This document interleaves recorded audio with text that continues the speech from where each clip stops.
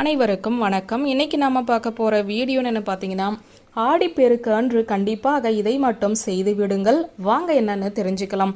ஆடி மாதம் அம்பாளுக்கு உரிய மாதமாகும். இந்த மாதத்தில் வரக்கூடிய அனைத்து நாட்களுமே ஏதாவது ஒரு விசேஷ நாளாகத்தான் இருக்கும். அதன்படி மிகவும் விசேஷமாக கொண்டாடப்படுவது ஆடி 18. இது ஆடி 18ஆம் பெருக்கு எனவும் சொல்லப்படுவதுண்டு. இந்த ஆடிப்பெருக்கு நாளில் விரதம் இருந்து வழிபட்டால் பல்வேறு விதமான நன்மைகள் கிடைக்கும் என கூறப்படுகிறது.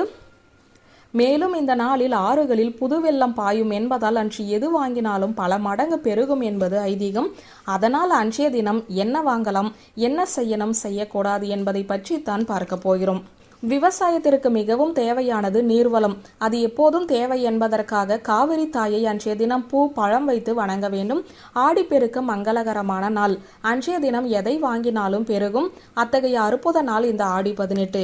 இந்த நாளில் நம்முடைய வசதிக்கு ஏற்ப நம்மளால் முடிந்த பொருட்களை வாங்கி வருவது நல்லது. ஆடிப்பெருக்கு அன்று தங்கம் வெள்ளி வாங்க முடிந்தால் வாங்கலாம்.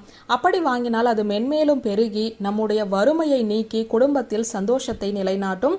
ஆடி 18ஆம் நாளன்று தங்கம் அல்லது வெள்ளி வாங்க முடியாதவர்கள் புதிதாக மஞ்சள் கிழங்கு வாங்கலாம். மஞ்சள் மகாலட்சுமியின் அருளை கொண்டது.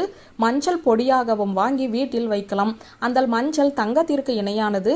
அதனால்தான் தாலி கயிற்றில் தங்கத்திற்கு பதிலாக மஞ்சள் கயிறும் கட்டி கொள்வார்கள். அதுபோலவே உப்பும் ஆடி 18ஆம் தேதி வாங்கி வைக்கலாம் என்பார்கள் நம் வீட்டு பெரியவர்கள். அதற்கு காரணம் இதுவும் மகாலட்சுமியின் அம்சமாகும். மகாலட்சுமி குபேரனின் அம்சமாக உப்பு பார்க்கப்படுகிறது. அதனால் இதனை வாங்கி ஜாடியில் புதியதாக கொட்டி வைப்பது அனைத்து வித செல்வங்களும் கிடைக்கும் என்பது நம்பிக்கை.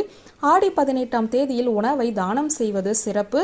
நாம் தானம் செய்வதால் கிடைக்கும் புண்ணியம் ஆடி பெருக்கில் பல மடங்கு பெருகும் என்பது ஐதீகம். அதனால் உங்களால் முடிந்த அளவு ஏழை எளியவருக்கு உணவு தானமாக கொடுத்து புண்ணியத்தை சேர்த்து கொள்ளுங்கள். இந்த திருநாளில் பணம் மற்றும் நகை ஆகியவற்றை கடனாக பெறக்கூடாது, கொடுக்கவும் கூடாது. இந்த திருநாளில் ஏழை மக்களுக்கு அன்னதானம் செய்தால் இறைவனின் முழு அருளையும் பெறலாம் என்பது நம்பிக்கை.